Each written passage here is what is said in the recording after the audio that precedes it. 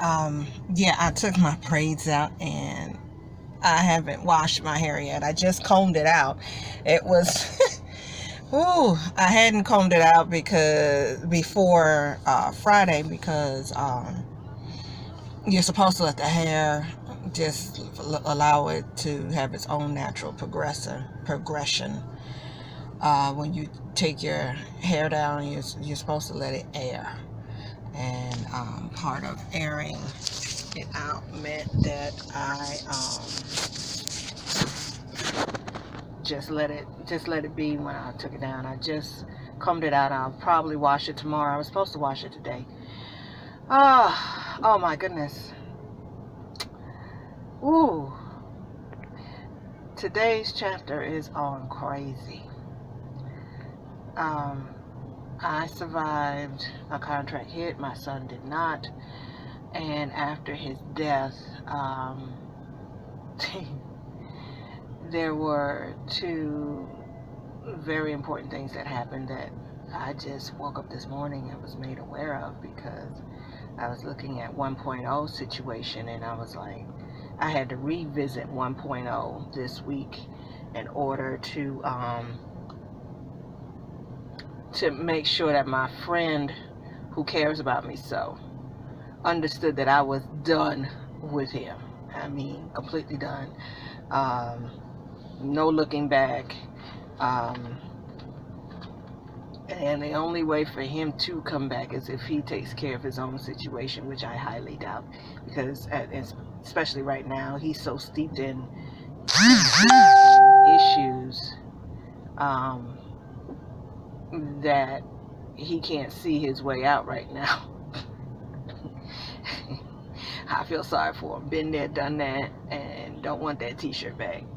And it's tighter than a pair of leather pants with Vaseline and baby powder, and it is deeper than a crock pot and a well. Okay. I will explain everything later by talking about me, because it's not about him, it's about me. But looking at him, I see where I used to be. Oh my goodness. And the male version of me is worse. Oh, I can laugh about it now, but it wasn't funny back then. Ooh, it was worse. The male version of me is worse. I look at that reflection and I'm like, I am no longer there. Ooh, I'm grateful to God for my sane mind, but I am no longer there. And I gotta, you need to know this next piece of my story. And if you see yourself, it's okay, because that's what these videos are about, for you to see yourself and get the help that you need, get the strength that you need, get the encouragement that you need in order to make the next step in your life, whatever that next step is. Alright, I'll get back to you guys later. I gotta make this drive and pick up a package, and then I'll figure out where I'm going from there. I was gonna try to go to a market today, but as you can tell, it is after 12:30 and I missed all the markets. I was cleaning the house, trying to get my bedroom straight. Ooh, I gotta go to IKEA and get these little 3 light thingies, candle for my bedroom. Not this weekend, maybe next weekend. Maybe in a couple of weeks after surgery. I don't know. Maybe that could be an outing for me if I'm not too far down, to make that trip to IKEA and pick up a couple of things, because IKEA will wear your behind out. Okay, it'll wear you out for the moment you walk through the door, because it's so daggone huge. Woo! But yeah, this is me. This is all me. This is all mine. And this is before I wash it. This is after I braided it and let it down. And if I was to blow it out and press it, yeah, it will come all the way down my back. It's who I am. And I don't put any processing in it at all at this stage of my life. I had hairdressers who didn't want to deal with it. So off and on, I went on relaxer, and then I stopped that completely because it's not for me. And my hair is not that type of hair. And people get mad at me about it. Ooh, I don't care. Like I said, I know I'm beautiful. I know who I am. But yeah, sometimes you gotta revisit. I mean, I didn't realize how deep I was revisiting the past until now. And I got one pleasant memory. I'm good. All right. I will talk to you guys later because you know I'm going to my favorite watering hole after I pick up my stuff. All right. Bye bye. This is BW4C Poetess.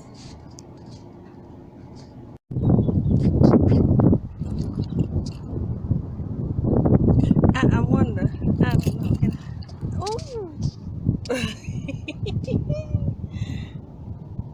Mama can still get down a little bit. Oh my goodness. To be my age and to still look the way that I do. You know what? And it's not even about pride or vanity. It's about me finally appreciating who I am. Oh my goodness.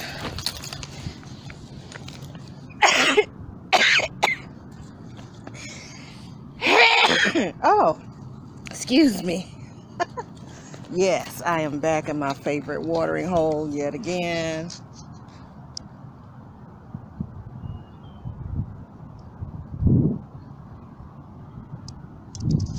The geese are out there in the shade. I got my hat just in case the sun gets too much from my face. But this is BW4C Poetess, in case you didn't know. And this time, I'm not doing 3,000 calories. This time, I have a smoothie. And it's a Georgia peach smoothie with yogurt and lavender and peaches. And ooh, the only thing that's calorie is the whipped cream on top. Mm. Mm. It is hot out here today, but down here by the water it's always a few degrees cooler, and I love it. Oh my goodness. Yep. And as you can see, my shirt says I'm feeling loved. That's just the way I feel today. Yeah, so now I gotta tell you the story about crazy. Okay. Well, for one thing, you need to know that I could never have children. The one child I did have was a mere miracle. Actually, the first abortion saved my life, which I didn't know at the time, and the doctors didn't tell me.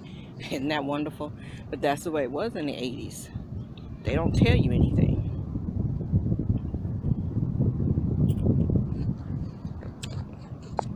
So I found out they couldn't even find the baby I was carrying. And I was already 22 weeks along by the time I even discovered I was pregnant. So they had to go looking for my poor baby. They finally found him in the crease of my right between little girl and my thigh. They found baby boy. And he was mad when he was found. His eyes got all big, and he just wrapped his arms around himself and rolled over to show him his back and his butt. And the doctors were like, and they were talking at him too. They were like, "Ooh, you mad because we found you?" And he was like, "Mm-hmm." 22 weeks. That's how far along I was when they found him. 22 weeks when they discovered I was giving me every test possible, like, you are pregnant somewhere, and they were worried because they didn't know where I was pregnant. And then when I finally got a doctor who would agree to take me and my pregnancy on, because I had 3 doctors tell me I would not survive. I wouldn't survive. My child wouldn't survive. Neither one of us was supposed to survive. Either I would have bled out, or he would have smothered. And I had 3 older half-sisters who are all dead and gone now. They died. None of them lived past the age of 50. And unfortunately, my story was all 3 of my sisters two of my sister's stories.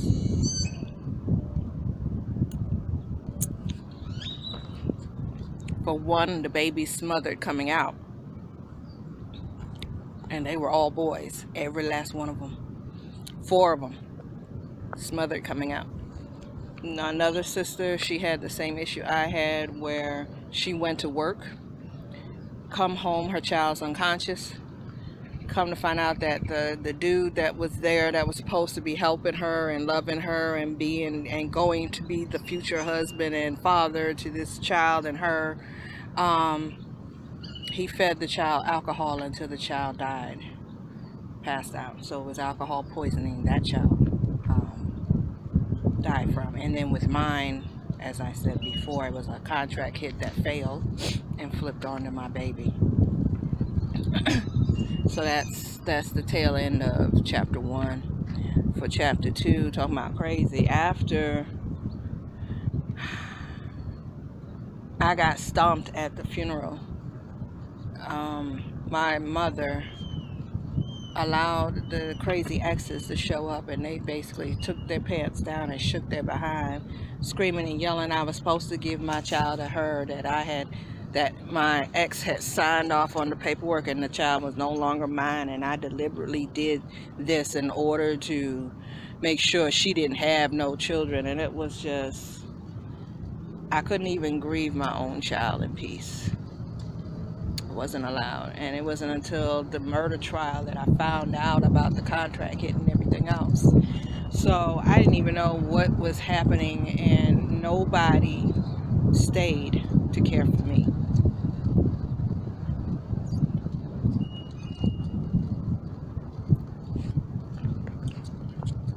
After stomping all over me, called me every name in the book, telling me I was nobody's mama because I allowed this to happen, and a whole bunch of unnecessary stuff.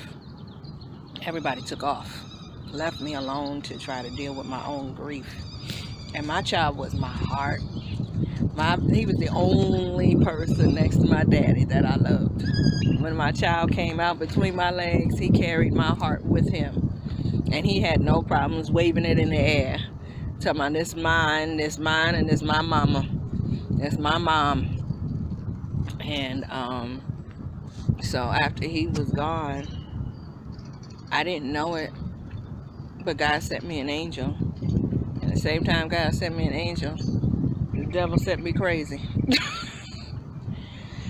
And here's the thing about crazy. When you are grieving so hard over a love that you have lost, or you have had a series of deaths in less than 6 months' time, you are at the epitome of weakness, because you are grieving and you are looking for somebody, anybody, anything to grab a hold to.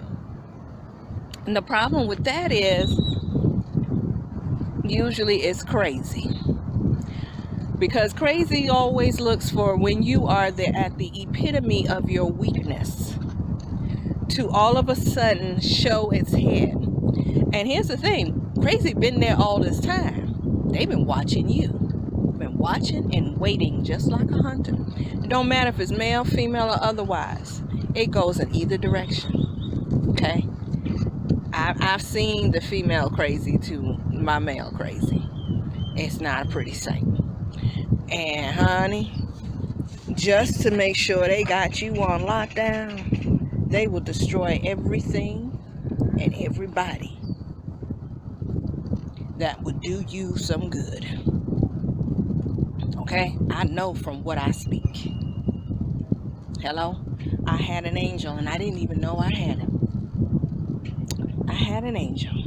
This man came into my life, and if I needed to ball up into a ball and cry my eyes out,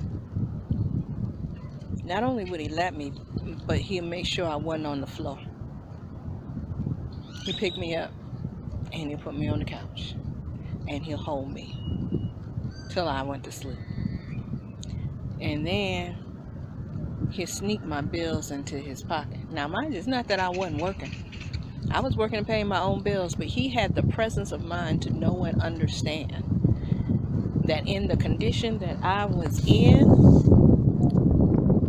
there was no way I was functional enough to pay my own bills. Now, mind you, I honestly thought I was paying the bills. It wasn't until this morning that God kind of let me peep into the past and see for myself what the real deal was with my angel that I wound up losing because crazy tore the door down.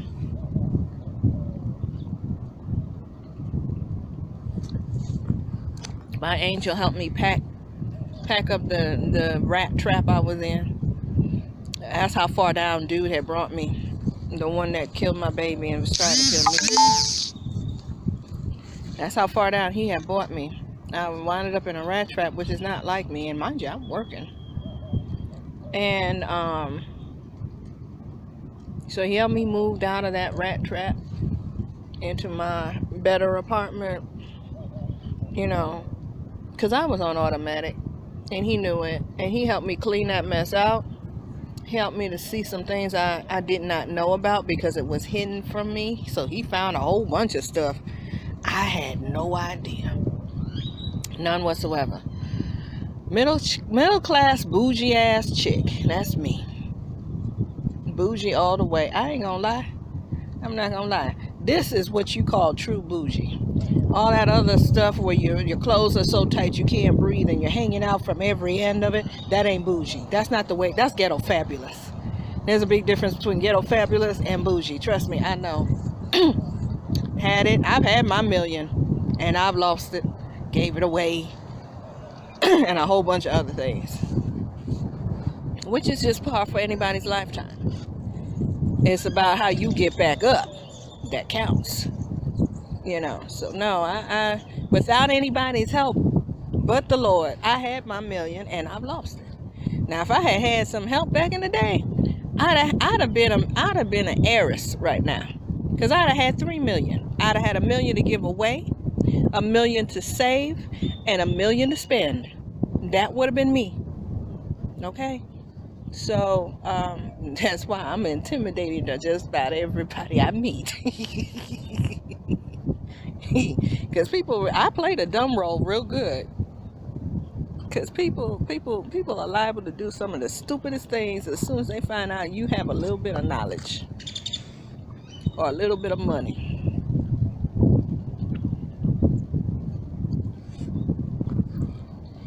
That is good, y'all. Wildflower Company makes that Georgia peach. That's real good. Y'all need to go get that. And it's not that expensive either. About the price of a cup of Starbucks coffee. So this one is healthy. Yeah, so my angel paid my bills without me knowing it. He took me shopping for clothes. You know, he didn't have much, but what he had, he was willing to give.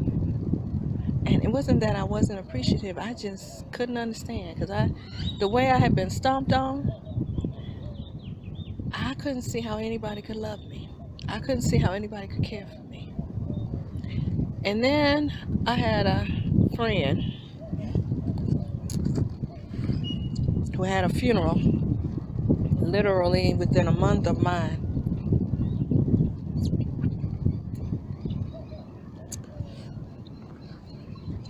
And she couldn't do it without me. I told her she could. She told me she couldn't. And being the person that I am, I hopped up on the first thing smoking and went to get to her. I didn't take my angel with me. That was my first mistake. I didn't have the presence of mind to know I needed to take my angel with me, because my angel would have protected me. And crazy wouldn't have followed me home. That's what happened. I went to that funeral, and this man, dude, whatever you want to call him, he's decided to attach himself to me like white on rice. Follow me throughout the funeral. Follow me to wherever, because wherever she went, I went. And I look up and there he is. I didn't know she wanted him. For that matter, she could have had him. I didn't want him. Okay? Once again, don't want these people. But these people want me. And back then, I really couldn't understand it. Now I know. And I got back home. My angel greeted me. Was happy to hang with me. I was happy to be just to have somebody. And who didn't crucify me. Who didn't just rip me raw every time they looked at me, touched me, and he didn't even come near me. You know, I never forget. My angel was in my room, asleep on my bed, and I was in the living room. Phone rang. I wasn't expecting the phone to ring. It was crazy. Crazy was on the phone. And if I could take the knowledge I have now, back then, I would have waken up my angel, explained the situation, and would have had him answer the phone. I would have handed him the phone and let his presence be known, because that would have squashed everything right there. Well, I didn't do that because I didn't know. And I think that was the last time I saw my angel, was that day. I can't say I blame him. But my head was so messed up and I was so jacked up. I didn't know. I couldn't think. I just barely put one foot in front of the other. And crazy stayed. Went with me to the most of the murder trial. Now my angel would have went all the way with me. Dude didn't. Showed up at my family, another stalker. Showed up in places where I needed to be. Deliberately and intentionally. Ran around and isolated me too. See, all this nonsense about I'm family, I don't believe that BS. Family is DNA. In order for my family not to deal with me, the very first person who says they will, they just turn me over. They just turned me right over. And they had no problem. Here you go. Here she is. There you go. You know, my poor uncle, may he rest in peace. Poor thing, he vouched for the man.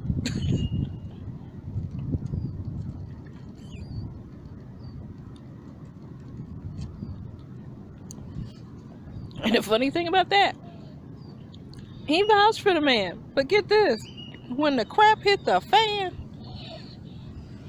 the man had to answer to my uncle.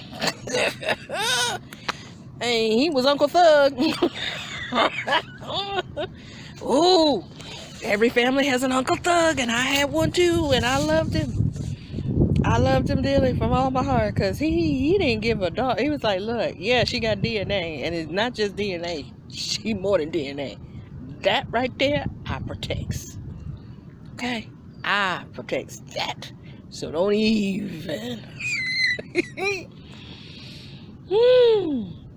May he rest in peace. That was my uncle. And one of my uncles. You know, all my uncles felt the same way about me. When it came to me, you mess with anybody else, you messing with me. My uncles were like, and who is you? Now, who are you? Who is you? Who is you? What you doing here? Why? Okay. And so, I ended up married to Crazy, because payment for emotional services rendered during the murder trial and having just to have somebody by my side so I don't look so forlorn, was marriage. And that was his thing. And like I said, I was grieving so hard over my kid. That was my heart. He was my heart. He will always be my heart. That was my heart. My heart shattered into 1,000,000 pieces. I had nothing to give. I had nothing to give to nobody. So, 6 months after we were married, we wound up with a 7-hour physical altercation. Yeah, you can rewind that tape. I said it, and you heard it. 7 hours of physically fighting with a man who outweighed me by 100 pounds. Yep, full 100 pounds. He threw all of his weight onto my back. First thing he did was dislocate my knee because he drugged me off the bed. His first warning was when I stood up. Okay, that was your first warning to leave the house. His second warning was when he came full force from the wall and jumped onto my back, knocked the phone out my hand, and I still stood on 2 feet. Not only did I stand on 2 feet, but I threw him backwards to the same wall he came from. That was warning number 2 and his final warning. I don't go for 3. I hate to talk twice. Anytime I have to repeat myself, trust me, I am not a happy camper. I will do it. But the look on my face the second time will tell you you better take note, because I'm not saying this one more again. I know proper English. Not one more time, one more again. Don't make me say that one more again.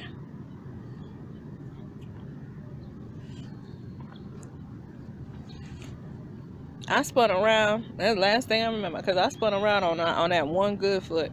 Spun completely around. Looked him in the face. Took my stance. And I said, I'm pissed now. Come on. Okay? Let me tell you something. Crazy ain't leaving until there's some kind of major altercation between the two of you. Whether that's something with your kid, whether that's something with you, whether that's something with your ex, whether that's something with your job. Oh yeah, let them get you fired from your job. You'll see. Crazy will leave then. No, crazy won't even leave then. Crazy will say, oh, poor baby, and they will do their best to make sure that you never get another job again, because it makes you locked down to them. They are now 100% in control. And they will do it on the sneak tip. You know, so many people came out of the woodwork after my child was killed to tell me about all this stuff I had no idea was going on when I was not at home. Then, after that last and final crazy, a whole lot of folks then lost their dang on mind, because he was running around getting all the sympathy he could against me. And it was like, I finally had to tell people. I was like, somebody came in my face talking about, because he ran around trying to tell people I was sleeping around. If sex was all I wanted, I wouldn't have chose him. Let's put it like that. If sex was all I wanted. Okay? Not only that, but there are stores for women. I can buy a whole bunch of batteries. I can get the size I want. And I can get the speed I want. Hello. If sex was all that I wanted, I can cook in my own kitchen. Okay? Let's get that straight. So, between his lies, oh, there looks like a little swan out there. Between his lies and everything else, and people, one person came in my face, and when that was a shot that was heard around the world, because people were scared of me when they saw what I did. I can hold my own. Let's just put it that way. And was talking about if I come for her husband. And I looked at her. And the first thing I said was, first of all, I don't want anything that don't belong to me. 200%. Okay? That's number one. Second thing, cease to exist from talking to me. Period. take all of your little stuff and you can tell everybody else in your little corner the same thing. And you go back to the horse that you got it from. Yeah. And then he had to face down my uncle. I never in life don't ever want to find out what my uncle did. Okay.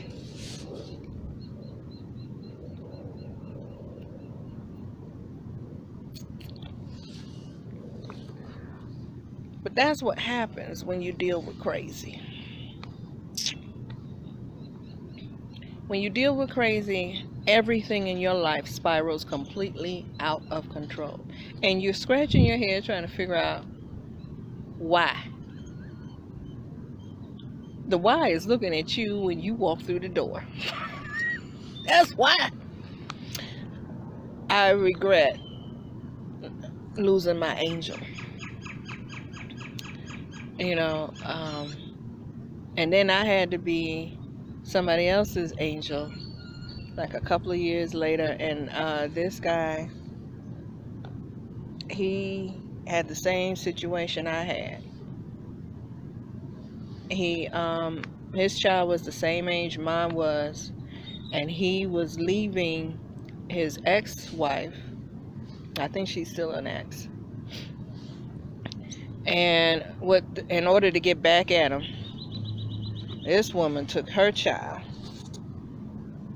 to people she knew was crazy. The child got hurt. Child winded up with a broken thigh bone in 3 places, and told his daddy that he fell in a puddle. His daddy woke my ass up at 4 in the morning. And yes, it is a cussing moment. There are cussing moments. And yes, you can cuss and be a Christian. Don't go there either.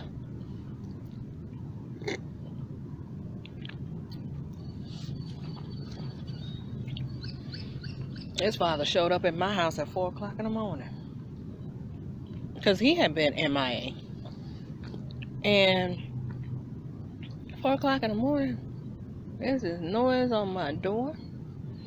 And during the night, when I finally get to sleep, I'm good in sleep. I'm so asleep, my vital signs drop. All my vitals drop. My blood pressure drops, my heart rates drop, everything drops.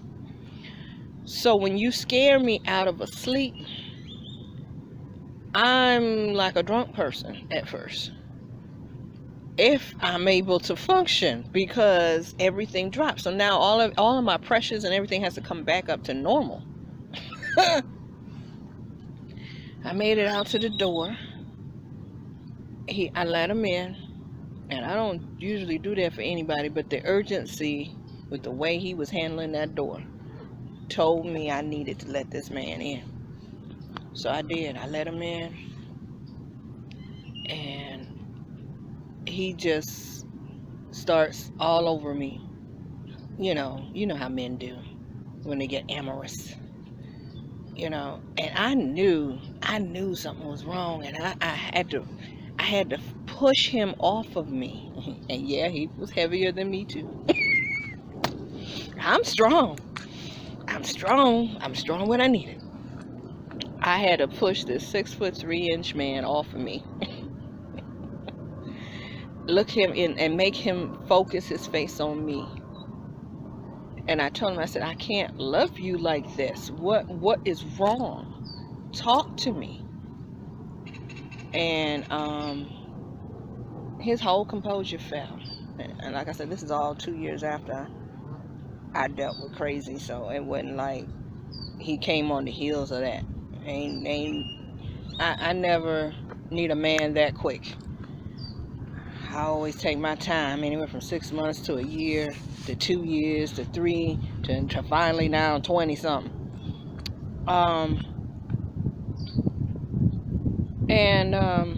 He says to me that the reason why he was MIA was he was taking care of his kid. And I was like, okay.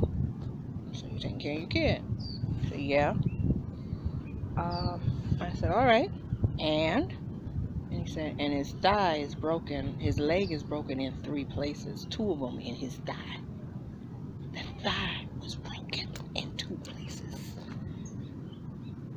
Oh, and then the 3rd place was below the thigh, the femur, the tibia.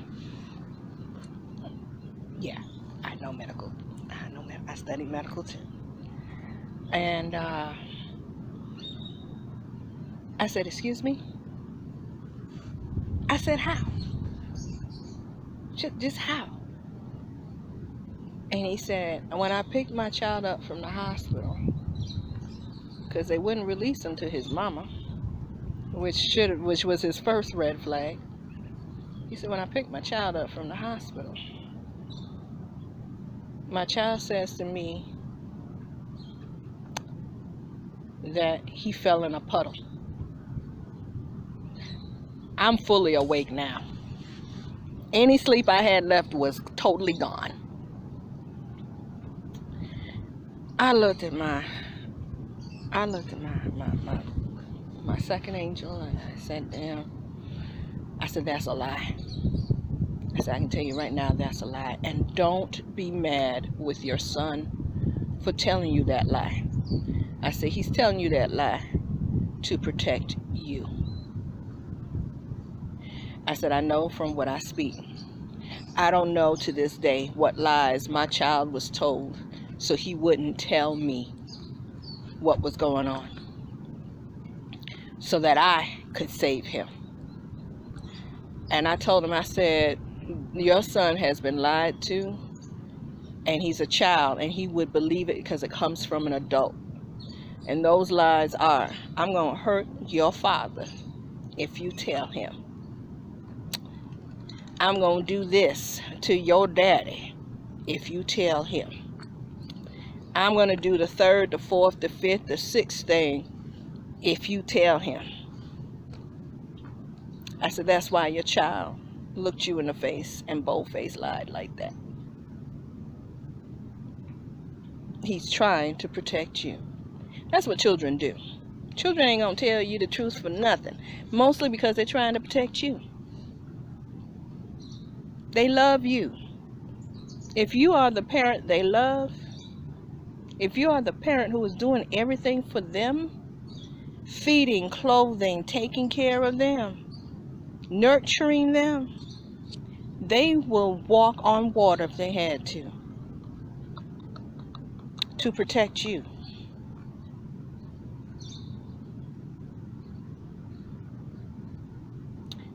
That is bona fide truth. Okay? So now, that's my story. That's my crazy. And it doesn't always start with physical abuse. It starts with the mental, emotional, mind game playing crap. You know, you gotta watch every single red flag you see. Even if it's just a glimpse of you think, and I mean, some people are real good illusionists. All you will see is a glimpse. And as fast as you see that glimpse, it goes away. And you think you're seeing things. You honestly believe you're seeing things. No, you ain't.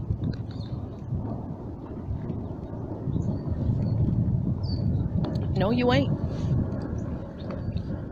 Just remember, something's got to die for you to come out of crazy. And some people never come out of crazy, no matter how much death happens, until finally they die. It's just par for the course.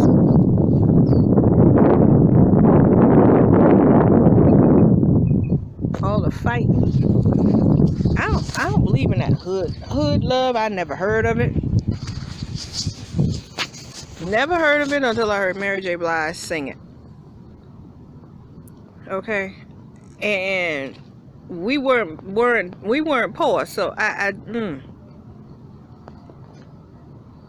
I know there was a whole lot of mind games going on. I know there's a lot of financial abuse going on. I know there was a lot of emotional and mental abuse going on because I was suffering from it. If she didn't get him, didn't get my dad, she got me. So, yeah, never, ever make major decisions while you're grieving.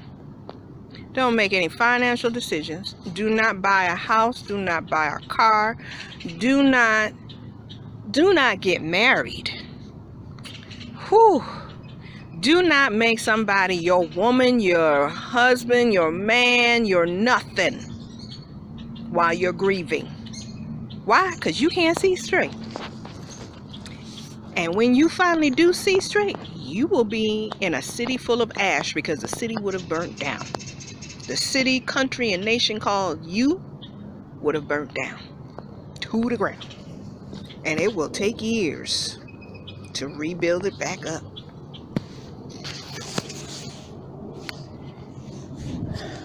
So that's crazy.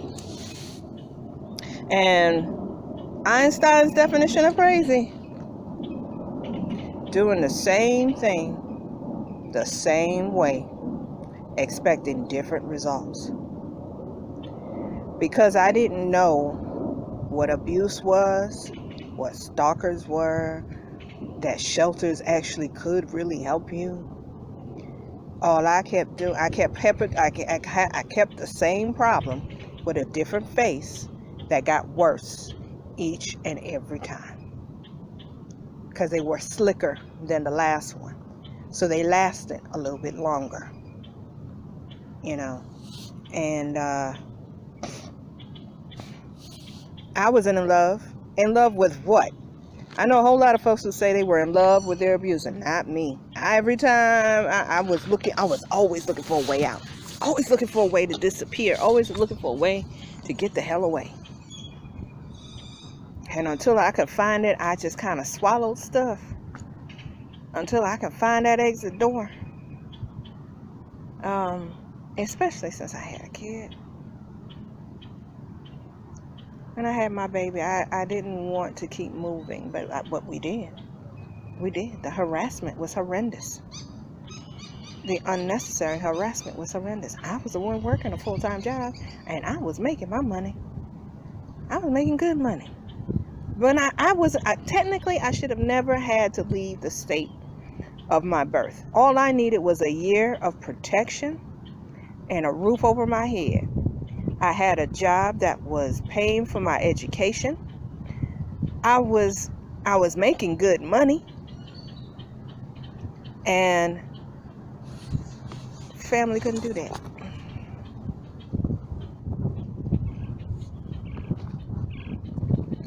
Not because I was doing anything crazy or funny. Just because it was me. And then I left the state, went to another state where I didn't understand it at all. They didn't understand me for sure because I was an independent woman. And that didn't make any sense. You mean to tell me you don't have a man that comes on Monday and pays the bills?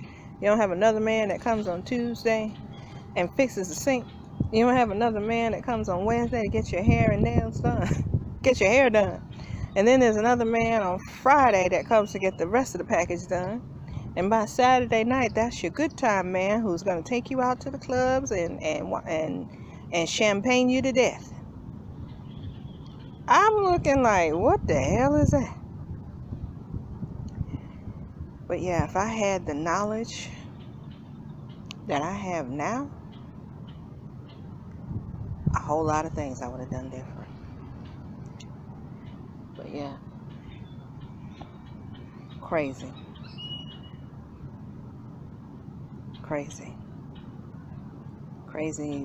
forced my angel to leave, and that was over 24 years ago. And then after that, I started perfecting my disappearing act, and then I ran into another guy, and what happened to me was now happening to him. So now I'm trying to help him, and I when he came at me with his son, I couldn't take it. All I saw was another kid dying because I'm in the picture. And I'm like, okay, you know what? I just disappeared from him. I did. I disappeared from him. He didn't understand it. He didn't get it. But I did. He lost me when crazy started because I was his angel.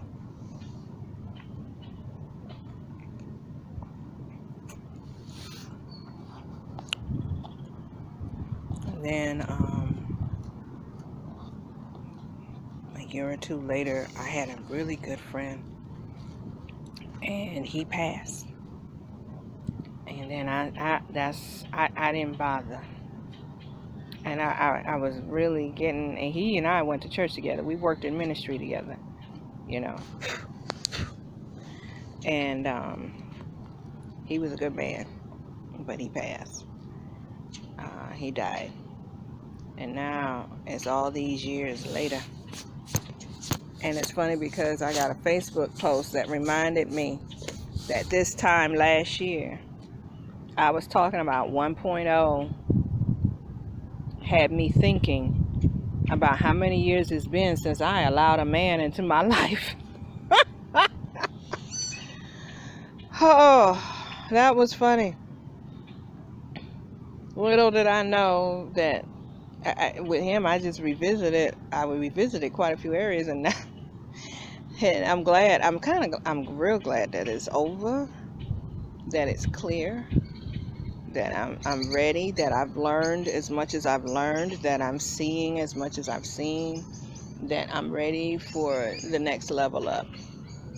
I can't wait to get to that next level up, you know, to have somebody back in my life again who, if I decide to roll up in a ball and just cry, they'll just say, look, come here, come to Papa, and just hold me with no repercussions.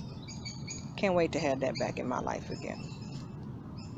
You know, I can't wait to have back in my life again a man who will just quietly, he ain't gonna ask me what bills need to be paid. He just go get my bills and pay something on them. He may not pay the whole bill, and that wouldn't matter to me, but he'll pay something on them. You know, he'll pay something on them. And then I can do him like my grandmothers. Both of my grandmothers said the same thing. I had two grandmothers and a great grandma. All of them said the same thing. When that man is asleep, slide $20. Always keep you $20 that you can slide into his pocket, into his billfold, so that he will have a pleasant surprise in the morning. He will never in a million years guess where that $20 came from. They said that's the mark of a good woman who understands she has a good man. You just slide $20 into his wallet so that he never ever feels like he's completely broke.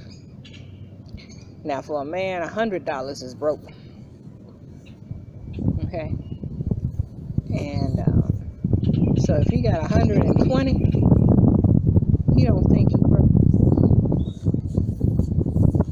He don't think he broke. Okay?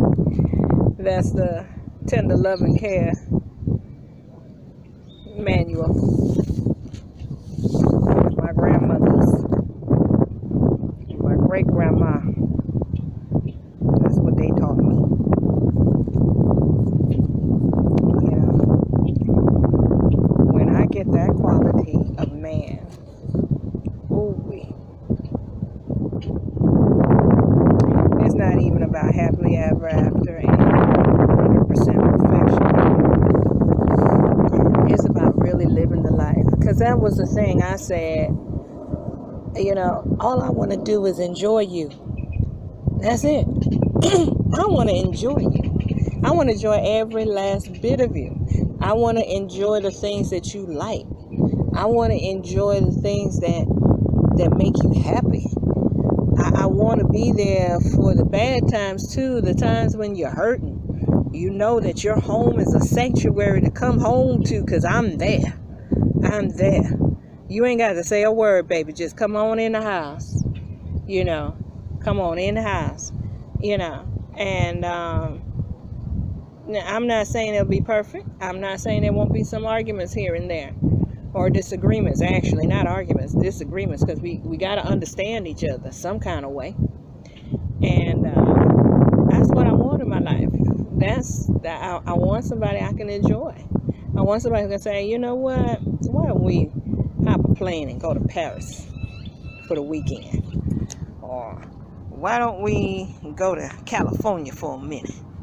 Or why don't we go to Canada? Or why don't we just cruise? Can we just cruise? Can we drive until the gas runs out? And put some jazz on the radio. And just, take it slow. Enjoy it. Enjoy the rest of the ride. And then can we collapse with each other when there's no more need to be strong? That's the next level. That's the type of man I'm looking for. A man who's already set. He's already set. He's not perfect, but he'd be perfect for me. You know, I ain't even got to think too hard, and there it is. I like that. So I'm thanking God for reminding me about my angel this morning. Because I had forgot about him.